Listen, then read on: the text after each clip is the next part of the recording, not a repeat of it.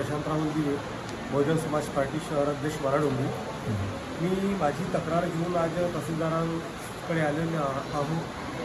माझी तक्रार अशी आहे की मुख्याधिकारी आमचे CEO साहेब आहेत, परिहार साहेब, राहुल परिहार साहेब, त्यांच्याकडे मी त्यांची तक्रार घेऊन आज तहसीलदार साहेबांकडे आलेलो आहे। आणि मी ही तक्रार BDO साहेबांना आणि जिल्हा अधिकारी साहेबांना, कलेक्टर साहेबांना सुद्धा पाठवलेलं आहे। आणि माझी तक्रार अशी आहे की आज सकाळी 8 वाजता दरम्यान सोमवार स्कूलची बस ही महालक्ष्मी किराणा स्टोअर ते जो तेवढे घराकडे वळणारा जो रस्ता आहे, मार्ग, कोणता प्रभाग?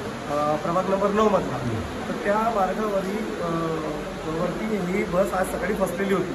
मी 2 दिवसा अगोदर ही तक्रार केलेली होती त्या मार्गासाठी की लवकरात लवकर तो कार्य संपवायला पाहिजे म्हणून यांनी शासनाने हा कार्य जेमतेम आता पावसाच्या 2 दिवसा अगोदर सुरू केलेला आहे।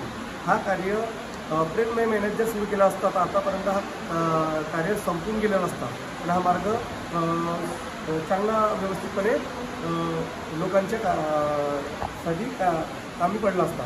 पण आज यावेळेसला जेव्हा सकाळची बस फसली त्यावेळेसला जे मुलांची जी हाल होती, जर ती का बस पलटली असती तर ते त्या मुलांचा जीव जाण्याची पण शक्यता होती।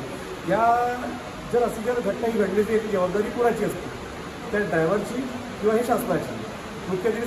अधिकारी साहेबांना मी वारंवार फोन केलेले आहे आज सकाळी, पण त्यांनी काही फोन उचललेला नाही। फोन नाही उचलला आणि त्यांना मी व्हॉट्सअपवरती शेअरसुद्धा केलेला आहे, त्यांनी ते बघितले नाही। मागची पण ॲप्लिकेशन मी त्यांना निवेदन त्यांना शेअर केलेलं आहे, पण ते काही पाहत नाही आणि कॉलसुद्धा उचलत नाही। तर आम्ही जावं कुणाकडे? ते कुठे राहतात? ते कुठं राहतात ते आम्हाला माहिती नाही आहे। ते बहुतेक नागपूरला राहत असतील कुठं, पण ते शहरात राहत नाही का? नाही, ते इथं काही राहत नाही। आम्हाला जर माहिती असती तर आम्ही त्यांच्या घरापर्यंत सुद्धा पोहोचलो असतो, पण ते माहिती नसल्यामुळे आम्ही काही तिथपर्यंत पोहोचू शकलो नाही। पण आमची तक्रार आहे, तहसीलदार साहेबांना विनंती आहे की मुख्याधिकारी साहेब हे वेळेवर आम्हाला भेटत नाही। कॉल केल्यानंतर आम्ही विचारासाठी कॉल केला तर ते काही कॉल उचलत नाही। मग आम्ही कॉल करावा, कोणाला माहिती कुणाकडून घेऊन यांची ते लापत असतात आणि जिथे कर्मचारी आहेत त्यांच्याकडे तक्रार दिली जाते, त्यांना पोहोचवतात की नाही पोहोचवत ही काही खात्री नाही आहे। आम्ही तक्रार आम्ही वारंवार तिथपर्यंत पोहोचवतो। तक्रारीवर कारवाईच नाही होत? ज्या तक्रार तुम्ही सादर करता त्याच्यावर कारवाई होतात का? नेहमी आम्ही तक्रार करत असतो, एखाद्या तक्रारीवरती झाली तर झाली, नाही तर मग ते काही होत नाही तक्रारीवरतीची।